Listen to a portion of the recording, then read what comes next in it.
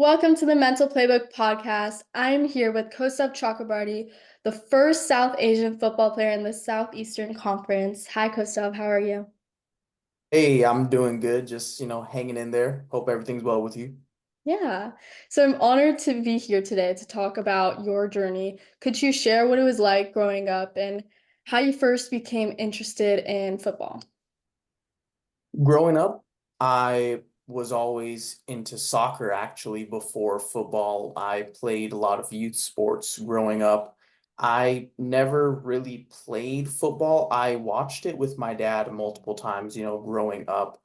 The way I got introduced to football was after my mother passed away when I was a junior in high school, and I just needed something to do after school. I could have joined the soccer team, but I figured I would want to try something new, just to start fresh somewhere.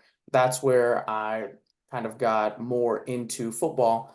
And I joined my senior year of high school, and I really liked playing football from there. So that's kind of where this whole journey into football began.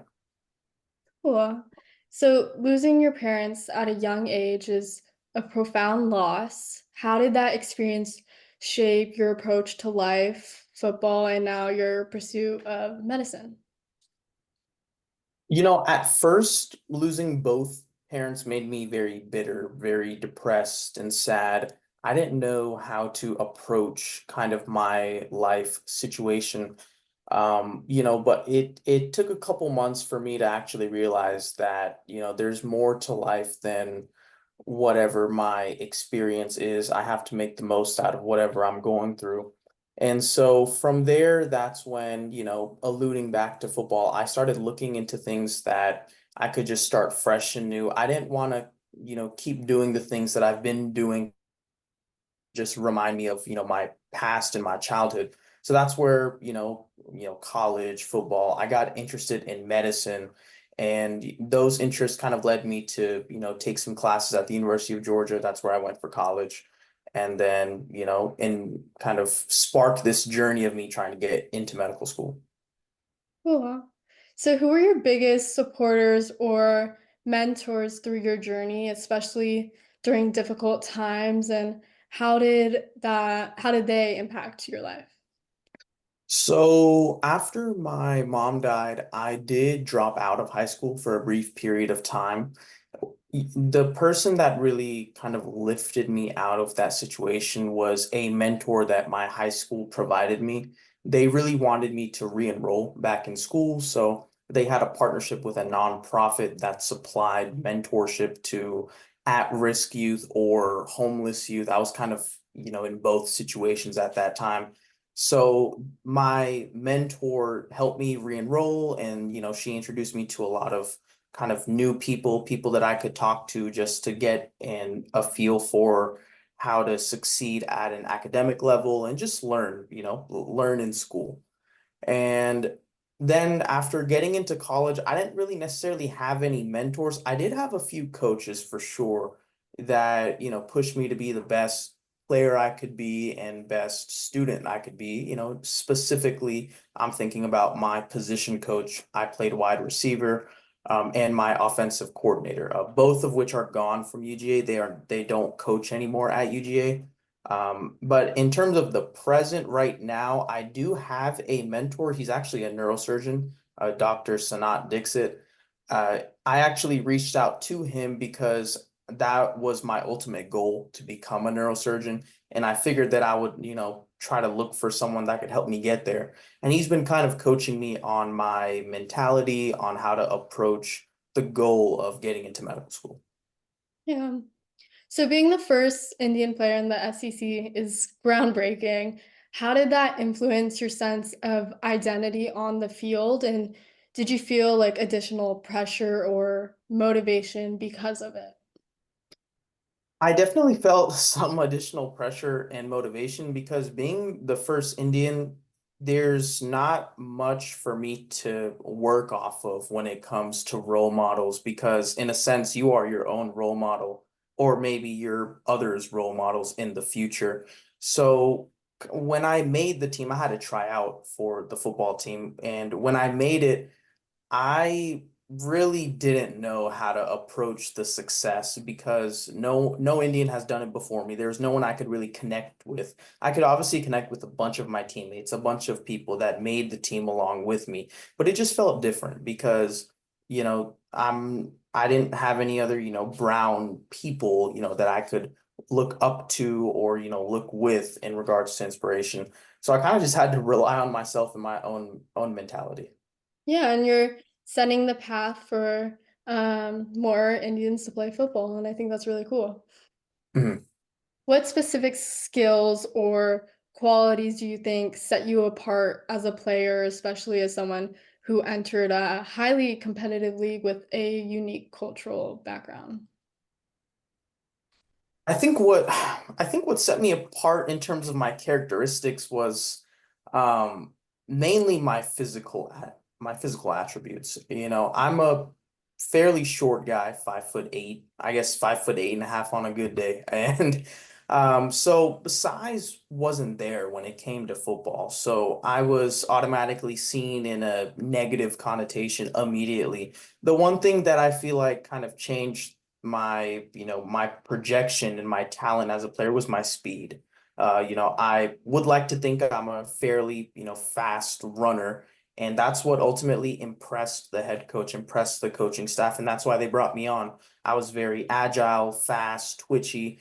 I could easily, move around, and at the end of the day, that's what football is. If you can move around, I think you're in a fairly good position to succeed in the sport, and that's kind of what attracted the coaching staff to me. It was my physical attributes. What are some key moments in your football career that helped you develop as both an athlete and an individual? I would say the most important thing as I'm looking on these moments during my time playing would definitely be the COVID season, the whole season itself. The reason I bring that up is because, the pandemic was not necessarily unexpected, but just the results and just everything that came from COVID was unexpected. We had to kind of work off week by week. We didn't have a set schedule. As athletes, we always kind of like to have a daily schedule. We're so busy all the time. With COVID, everything kind of shifted 180 degrees. I guess we didn't really know what the schedule would be. We would go day by day, week by week, and that trained me to understand that sometimes life isn't perfect and stuff comes up and you kind of have to work with what you got. And regardless of the schedule or the situation you find yourself in, you need to be able to be effective and efficient as possible. And that's kind of the first lesson I learned. The second lesson, I would say, keep a level head in success and in losses. I'm thinking back to our two national championship runs back in 2021 and in 2022. We are the first team to win college football championships back to back. But, Coach Smart always told us to keep a level head. And so I knew that translated over into other areas in life as well, academics, maybe a job or some type of extracurricular. Just always keep a level head, even with the successes and the losses, just keep on chugging away. Yeah. And so how did you learn to balance like education and life with those demands of football? At first, I didn't. I had this weird thought in my head that after making the UGA football team, I was going to somehow find my way into the NFL, play on a practice squad for a few years, come back to UGA, finish my degree.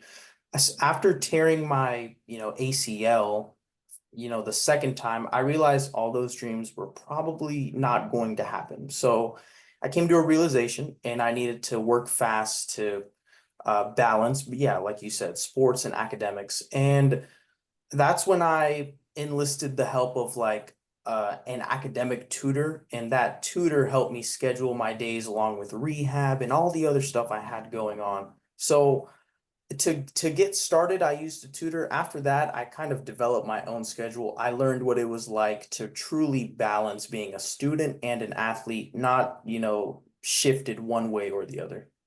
Yeah. And so with those injuries, how did you stay hopeful and how did you balance your physical and mental capabilities?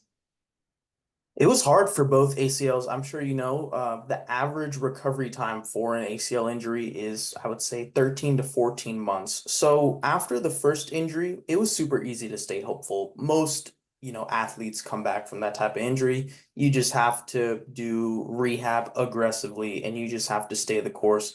It was easy for me to stay hopeful. After I tore it the second time, that's when things got really hard because I guess the medical diagnosis is, hey, we don't know if you should really, play sports after that second one. You can, but there's a higher risk. And do you really want to do that? You're behind this and that. So it was really hard for me to stay hopeful. One thing that definitely kept me going was just the support from coaches, teammates, friends, family. They all came to see me, and that's really the only thing that pushed me through because it's hard, because at that point it was like I wasn't gonna play football anymore. I wasn't gonna obviously play in the NFL. So I lost that dream. So I needed to shift my mind into an academic perspective and figure out what I wanted to do. So it was definitely my coaches and my teammates, friends and family that kept me going. Yeah. So could you explain your training or game day schedule and how you prepared yourself both physically and mentally for football? Oh, well, preparing yourself physically is always a challenge. You know, you're going to get beat up every day. I would say one thing in terms of the physical training, we just worked out every day, made sure our bodies were in, great shape, not just working out, recovery, meals, just having everything that was, important for a routine to keep our bodies functioning. For the mental routine, I would say that, going back to what I mentioned earlier, keeping a level head, knowing that win or lose, your teammates got your back, the coaches got your back, just having that level head in terms of making sure that you know every play in the playbook, that is a mental struggle because it's one thing to read, it's one thing to practice, but it's another thing to go in a stadium packed full of fans and execute to your best ability. Those are the moments that I would say were the hardest as a football player, whether you play consistently or maybe not. Maybe you sit on the bench. Those moments are hard because you need to challenge yourself to be able to function in a very high pressure environment. You need to be able to play at your best when everything looks to be against you. So Yeah. So what's the most valuable life lesson you've learned on or off the field, and how do you plan to apply it to other areas of your life? I would say the most valuable lesson I learned is that even in adversity, just keep chugging away, keep a level head, and keep your eye on the goal. Technically, I learned that on the field, although I would say it was from my injury that I learned that. And how I'm going to transfer it to kind of other areas of my life is just, keep on studying, keep on working hard, whatever I have going on, just keep a level head. Don't get too excited, don't get too upset, and just keep my eye on the goal of hopefully one day attending medical school. Yeah. And how has being a part of a high stakes sport like football influence the way you handle stress or challenges outside of sports, especially preparing to go to medical school? It's definitely much easier and handling it in like the professional world because playing at UGA is one of the top programs, if not in my opinion, we are the top program. And that is pressure in and out of itself. Then you add in, Coach Smart and the coaching staff. They're very aggressive. They're also very motivated as well. So they're going to be pressuring you to perform your best. They're going to be yelling in your face, et cetera, et cetera. And when I look back on those moments and look back, or I guess look forward in my present moments, I realize, hey, like outside of football, life's actually not that bad. And any pressurizing moments or anything I feel like I can't do, I just think back to those moments in football where I did it and I just kind of pushed through it. Yeah, what specific aspects do you enjoy while being on a team or just even playing football? One thing, and this might be an unpopular opinion, but one thing that or I guess one moment I really enjoy in football was fall camp. And fall camp is a 2 to 3 week I like to call it boot camp of football, where all you have is football. It's before school starts, it's before that first week, and you literally just do football all day, every day with your teammates. They put you in a hotel, and from 6 a.m. to 10 p.m., you're doing football, whether it's working out, whether it's training, whether it's watching film, you're always with your teammates or the coaches. There's not a moment you're alone. During that moment that I was in camp, of course, those were some of the hardest moments of my life for sure. But looking back on it, the camaraderie, the teamwork, the relationships that I built, those still last to this day, many years later. And I'm thankful for those moments because it built me up not only as an athlete, but also as a person, and it built my mindset. Yeah. And because of your cultural background, was there any challenges getting along with the team? Thankfully, no. There was really no challenges. No one even mentioned anything about race. So they've all been supportive from day one. I'm trying to think of anything that could pop into my head. I can't think of anything that, made race a part of the conversation. Although it's nice to call myself the first Indian in the SEC, especially when UGA is the oldest college in the US, I think, or maybe oldest public college. How many colleges are in the SEC? Right now, there's 14 schools, but they added Texas and the University of Oklahoma. So actually, starting this year, there's 16 schools. Yeah, that's pretty awesome. So you've overcome many obstacles and persevered in competitive environments. What is your mental playbook that helps you stay motivated and mentally resilient? In terms of a playbook, just being in a constant routine, whatever I have going on, I like to make a list of it the day before. And I just wake up knowing exactly what I need to get done, what time it needs to get done, if there's any people involved with those tasks getting done. I always have a routine and a schedule, so I know exactly what's going on.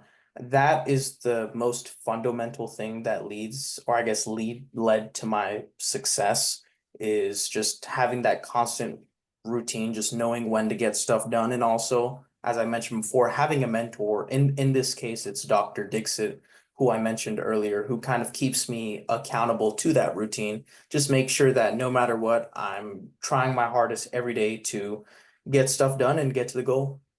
Yeah. So for young athletes, especially those coming from minority backgrounds who aspire to break barriers just like you did, what advice would you share based on your experiences? It's ironic you mentioned that because I actually have motivated I would say over 50 Indian football players in Georgia. I'm not sure about other states, but in Georgia, because they have reached out to me in the past. And I tell them the same thing that I'm going to tell you now. Just tune out all the noise outside, tune out all the noise on the inside, and whatever you want to do, just go out and do it.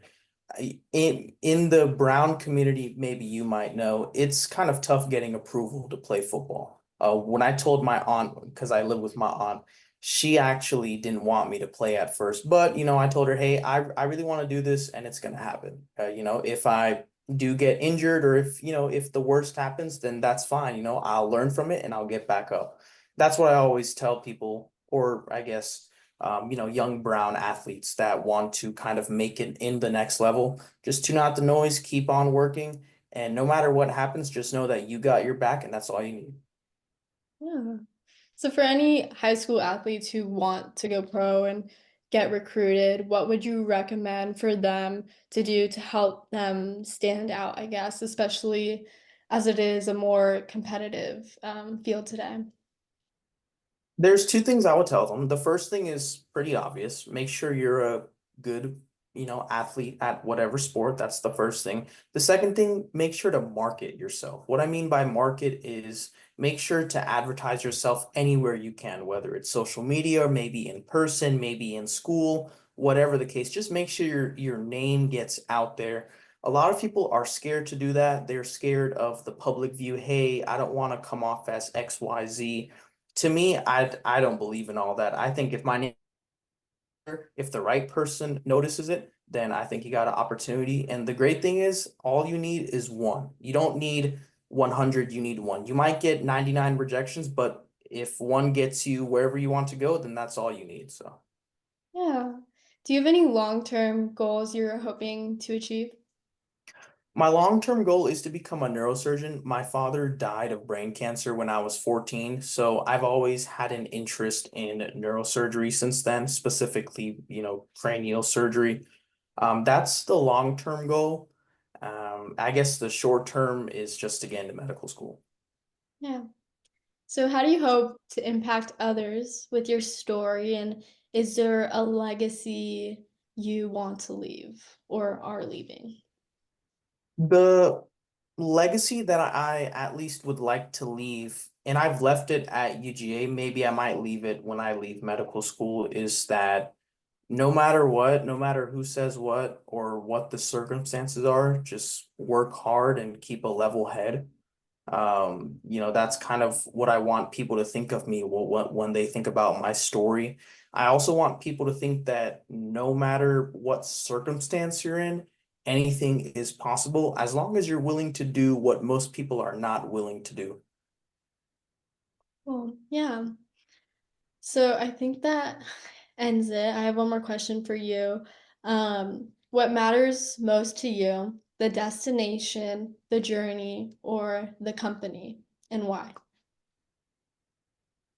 That's a very good question. So I would say the company matters more to me than the destination or the journey because your company will ultimately determine what your destination is and how your journey will go. If you're with the wrong company, you might go, to the wrong destination, or your journey just might go terrible and you'll wish that you had different company. On the other hand, on the contrary, if you have good company, good support, network of people around you, the journey will not only go well, but you'll most likely get to the place that you're wanting to go. So, Yeah. Well, thank you, Costa, for joining me. To my listeners, mind strong, game on. yeah, thank you again for having me and, mind strong game on.